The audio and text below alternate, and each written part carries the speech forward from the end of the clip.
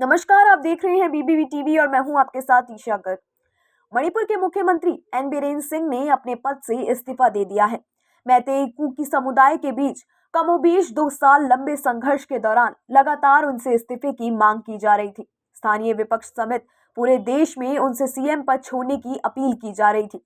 वो लगातार कहते रहे कि उनकी सरकार राज्य में शांति कायम करने की कोशिश कर रही है, लेकिन आज वो गृह मंत्री अमित शाह से मिले और फिर अपने इस्तीफे का ऐलान कर दिया। मणिपुर में मैतेई समुदाय की आबादी 53% है, लेकिन वो मणिपुर के लगभग 10% हिस्से में ही रहते हैं। इस समुदाय की ज्यादातर आबादी राजधानी इंफाल और आसपास के इलाकों में रहती है। ये समुदाय लंबे समय से खुद को एसटी कैटेगरी में शामिल किए जाने की मांग कर रहा था। अगर उन्हें एसटी में शामिल किया जाता तो मैतेई लोग पहाड़ी इलाके में जमीन खरीद सकते थे, जहां आदिवासी समुदाय के लोग रहते हैं। इस मांग के कुकी समुदाय लंबे समय से विरोध कर रहा था। मणिपुर में मैतेई प्रमुख जातीय समूह है और कुकी सबसे बड़ी जनजाति में से एक है। ये सब तब शुरू हुआ जब मणिपुर में आदिवासी समूहों ने 28 अप्रैल 2023 को मुख्यमंत्री बीरेन सिंह के चूराचंदपुर दौरे के दिन संरक्षित वनों पर राज्य सरकार के सर्वेक्षण और गांव से बेदखली के विरोध में 22 घंटे के पूर्ण बंद की अपील की थी। इससे कुछ दिन पहले ही यहाँ बेदखली अभियान शुरू हो गए थे, जब कथित रूप से चर्चा को ध्वस्त किया गया था और इसका आदिवासी समुदाय विरोध कर रहा था।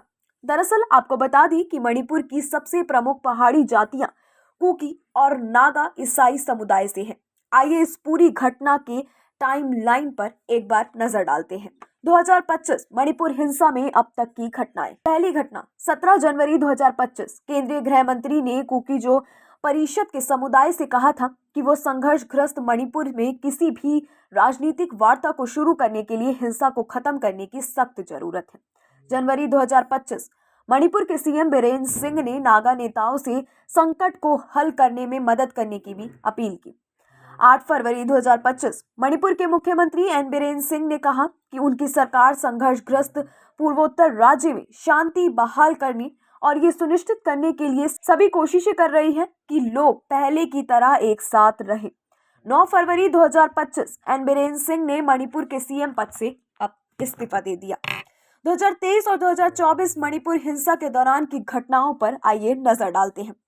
28 अप्रैल 2023 मणिपुर के कई जिले में धारा 144 लागू कर दी गई और इंटरनेट सेवा 5 दिन के लिए निलंबित कर दी गई। प्रदेश अधिकारियों और सुरक्षा बलों के बीच झड़प हुई। पुलिस ने भीड़ को तितर-बितर करने के लिए आंसू गैस के गोले भी दागे। 3 मई 2023 मणिपुर के अखिल आदिवासी छात्र संघ द्वारा आयोजित आदिवासी एकजुटता मार्च में हजारों लोग शामिल हुए। ये मार्च मैतेई को एसटी कैटेगरी में शामिल किए जाने के विरोध में आयोजित किया गया था। अनुमान है कि इस रैली में 60,000 से भी ज्यादा लोग शामिल हुए थे। रैली के दौरान चूराचंदपुर के तौरबंग इलाके में हिंसा भड़क गई थी।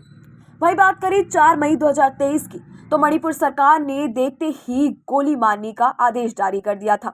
हिंसा को रोकने के लिए सेना, सीआरपीएफ, असम राइफल और राज्य पुलिस के साथ रैपिड एक्शन फोर्स को तैनात कर दिया गया। जुलाई 2023 मई में हुए एक हमले का चौंकाने वाला वीडियो सामने आया, जब 2 कुकी महिलाओं को उनके गांव को नष्ट करने के तुरंत बाद मैतेई पुरुष द्वारा नग्न अवस्था परेड कराया गया। इस घटना का वीडियो सामने आने के बाद देश भर के कई शहरों में बड़े स्तर पर प्रदर्शन भी हुआ। 20 जुलाई 2023 मणिपुर के मुख्यमंत्री बीरेन सिंह ने राज्य में इंटरनेट की पहुंच को सीमित करने के लिए अपने फैसले का बचाव किया। 29 जुलाई 2023 सीबीआई ने कुकी महिलाओं को नग्न अवस्था में घुमाए जाने के मामले को अपने हाथों में ले लिया। वहीं अगस्त 2023 2 दौर की औपचारिक वार्ता के बाद कुकी और मैतेई समूह द्वारा एक शांति समझौते पर हस्ताक्षर किए गए। 7 अगस्त 2023 कोर्ट ने संज्ञान लिया और राहत और पुनर्वास पर विचार करने के लिए एक समिति का भी गठन किया।